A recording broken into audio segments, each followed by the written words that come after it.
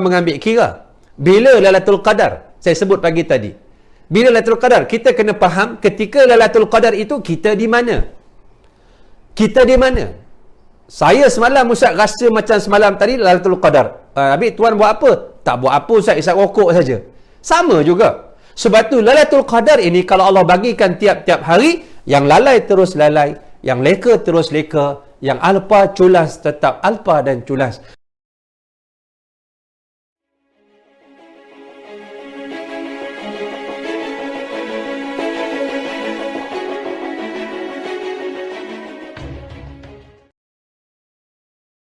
Jangan nak baca.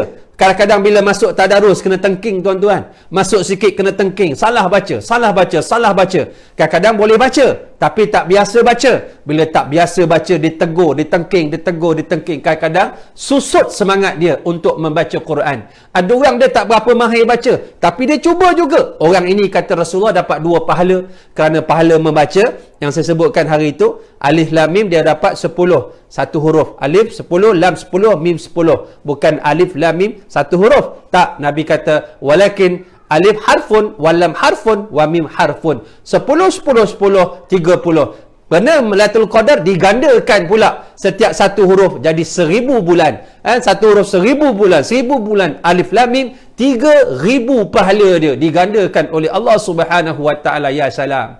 Ya salam, banyaknya tuan-tuan, subhanallah. Jadi kalau yang dia baca tu dia tak berapa mahir, kerana itu dia suka Quran. Quran ni tak mahir, suka pun pahala. Kalau dia mahir, dia suka lagi banyak pahala. Dia sayang Quran, dia faham, lagi banyak pahala. Dia sayang Quran, dia faham, dia sampaikan Quran pada orang, lagi banyak pahala. Dan dia ambil Quran, dia faham, dia tegakkan, dia nak perjuangkan Al-Quran atas muka bumi Allah. Lagi besar pahalanya kalau dia mati dengan tersebut menjadi pejuang-pejuang Al-Quran. Allahu Akbar. Dalam keadaan dia baca pun susah, tiba-tiba dia sayang Quran. Dia tertak-tak, dia terzak-zak, dia tergagap-gagap, tersangkut-sangkut. Susah. Syakun alaihi. Kata Rasulullah SAW dapat 2 pahala. Pahala baca, yang kedua pahala susah. Subhanallah. Apa lagi yang kita nak daripada kehebatan ini? Dan sebab itu tuan-tuan, ikut kemampuan masing-masing. Masing-masing ada cara masing-masing. Allah tidak menyusahkan hamba-Nya. Allah nak memudahkan kita. Yuridullahu bikumul yusra wala yuridu bikumul usra. Allah nak menghendakkan kepada kita kemudahan. Allah bukan nak memayah-mayahkan kita. Dan Allah sangat dekat dengan kita. Kita yang menjauhkan diri daripadanya. Lailatul Qadar dekat dengan kita. Nafsu kita yang jauh daripadanya. Semua orang mampu. Tidak ada penghalangan. Tidak ada isu kami tak boleh, kami tak dapat, Allah haramkan kami. Semua balik kepada diri kita. Bagaimana kita bermuamalah. Sebab itu kita jangan mengambil kira bila Lailatul Qadar. Saya sebut pagi tadi, bila Lailatul Qadar, kita kena faham ketika Lailatul Qadar itu kita di mana. Kita di mana. Saya semalam Ustaz rasa macam semalam tadi Lailatul Qadar. Habis tuan buat apa? Tak buat apa Ustaz, isap rokok saja. Sama juga. Sebab tu Lailatul Qadar ini kalau Allah bagikan tiap-tiap hari, yang lalai terus lalai, yang leka terus leka, yang alpa culas tetap alpa dan culas. Kerana ia bukan isu masanya, tapi isu pengisiannya. Apa kita nak isi dengan malam yang penuh keberkatan tersebut. Lepas tu yang kelima saya nak sebutkan, kita banyak zikir tuan-tuan. Banyakkan zikir. Tengok apa yang kita biasa, yang kita suka, yang kita rasa mudah. Biasa tuan-tuan, Nabi ajar kita simple je, subhanallah, subhanallah, subhanallah, subhanallah, subhanallah, subhanallah. Duduk berzikir. Sebab tu saya sebut, untuk kita beribadah, kita kena ada suasana beribadah. Dan kalau kita nak mandi, tengok, nak beribadah, tengok diri kita. Dalam keadaan bangun tidur, air liur basinya, mulutnya berbau dan sebagainya. Kan elok kita bangun, kita mandi sunat. Mandi, kena nak beribadah, sunat hukum dia. Mandi sunat, dapat pahala. Segar badan, pakaian comel-comel, ada serban, balut serban, ada jubah, pakai jubah, serban, jubah. Ini semua merupakan pakaian yang Nabi suka, yang Nabi kasih. Dan memakai atau menghidupkan sunnah Nabi di hujung-hujung zaman ni, di waktu penuh fitnah orang yang tak suka dengan sunnah Nabi. Pahalanya 100 kali mati syahid. 100 kali mati syahid. Pahala dia menghidupkan sunnah Nabi. Sebab kita rasa kita nak beribadah, seronoknya. Dalam keadaan seronoknya kita membina satu suasana dalam kehidupan kita. Dah pakai elok-elok, kan, wangi-wangi, kan. Nak bagi semangat lagi apa? Kalau kita seorang-seorang kan rasa lain. Kita dah mula dah. Macam tadi hadis tadi, Apa yang Nabi buat? Wa aiqaza ahlahu.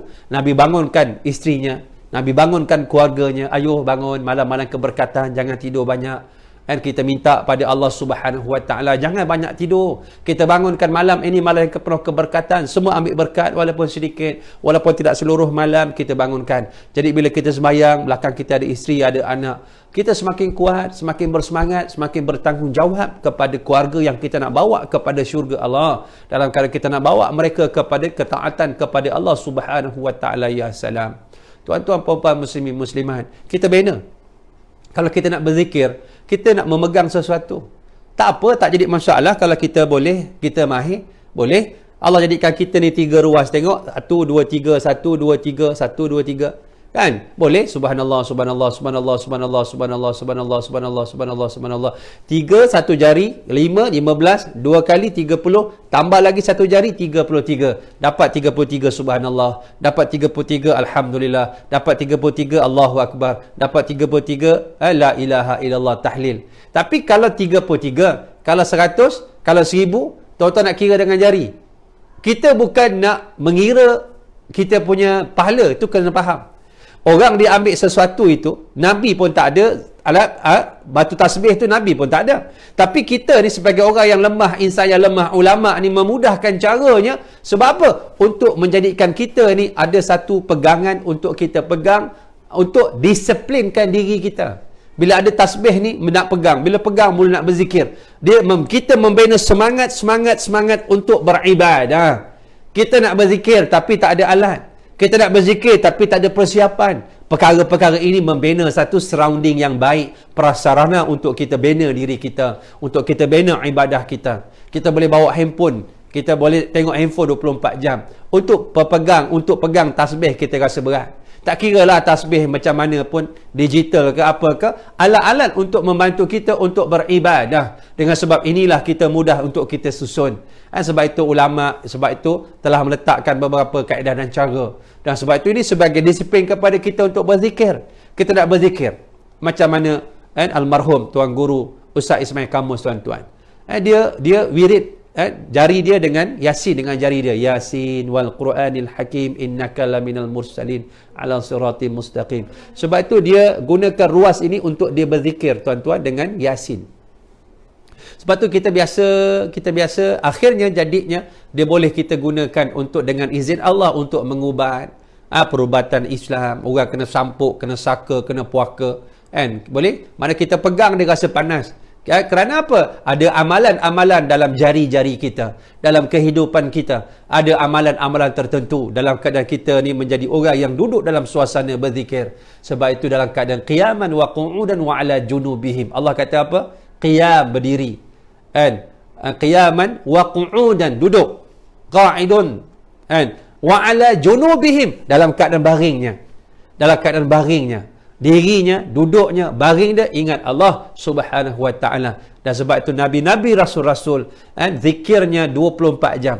Sebab tu Nabi ni tutup matanya tetapi tak tutup hatinya. Walaupun nampak dia tidur tapi hatinya tidak tidur. Nakmanya Nabi sentiasa mengingati Allah ketika berdiri, ketika duduk, ketika berjalan, dalam mengingati Allah Subhanahu Wa Taala. Apalagi yang kita harapkan kalau bukan kita banyak beristighfar kepada Allah. Paling pendek astagfirullah, astagfirullah, astagfirullah, astagfirullah, astagfirullah, astagfirullah, astagfirullah. Panjang sikit astagfirullahalazim, astagfirullahalazim, astagfirullahalazim, astagfirullahalazim, astagfirullahalazim. Panjang sikit astagfirullahalazim alladzi la ilaha illa huwal hayyul qayyum wa atubu ilaih. Astagfirullahalazim alladzi la ilaha illa huwal hayyul qayyum wa atubu ilaih. Astagfirullahalazim alladzi la ilaha illa huwal hayyul qayyum wa atubu ilaih. Panjang lagi, tuan-tuan. Kita dah kongsi dalam geng ustaz, dalam program-program munajat kita, tuan-tuan. Kita dah kongsi dah. Kita pun dah share dengan orang yang terlibat dengan program munajat kita. Kita share dah Sayyidul Istighfar, penghulu kepada istighfar. Allahumma anta rabbi la ilaha illa anta khalaqtani wa ana abduka wa ana ala ahdika wa wa'dika mastata'tu a'udzu bika min syarri ma sana'tu abu laka bi ni'matika alayya wa abu laka bi dhanbi faghfirli fa innahu la yaghfiru dzunuba illa ant. Kita minta pada Allah, wahai Allah, dan kita minta pada Engkau, wahai Allah, Allahumma laka. Kita minta kepada Allah Subhanahu Wa Taala. Kita kata tidak ada Tuhan melainkan Engkau, ya Allah. Khalaqtani, engkau buat aku ya Allah, engkau cipta aku ya Allah daripada air mani yang hina ya Allah. Dulu aku air mani ya Allah. Tiba-tiba engkau pilih aku ya Allah, air mani ini menjadi manusia. Dan manusia ni engkau angkat pula ya Allah. And laqad khalaqnal insana fi ahsani taqwim. Bahawa manusia ini sebaik-baik kejadian ya Allah, dalam keadaan sebaik-baik kejadian ini daripada air mani itu tadi yang tak ada nilai ya Allah, engkau angkat aku menjadi manusia, engkau tinggikan martabat aku menjadi manusia, dalam keadaan manusia sebaik-baik kejadian diangkat pula menjadi khalifah atas muka bumi. Wa idh qala rabbuka lil malaikati inni ja'ilun fil ardi khalifah. Dan sesungguhnya kami letak atas planet bernama bumi ini satu spesies makhluk, iaitu manusia, sebagai khalifah, sebagai orang yang menguruskan makhluk, yang menguruskan polisi Allah, sebagai duta kepada Allah di atas muka bumi ini. Allahu Akbar. Dalam keadaan itu kita minta ya Allah, engkau cipta aku ya Allah, dan aku ni ya Allah berada di bawah bawah jagaanmu, bawah perjanjianmu. Aku ni berada di bawah pemeliharaanmu ya Allah, dan aku mengaku ya Allah atas dosa-dosa yang aku buat ya Allah. Aku mengaku ya Allah di atas nikmat yang kau beri ya Allah.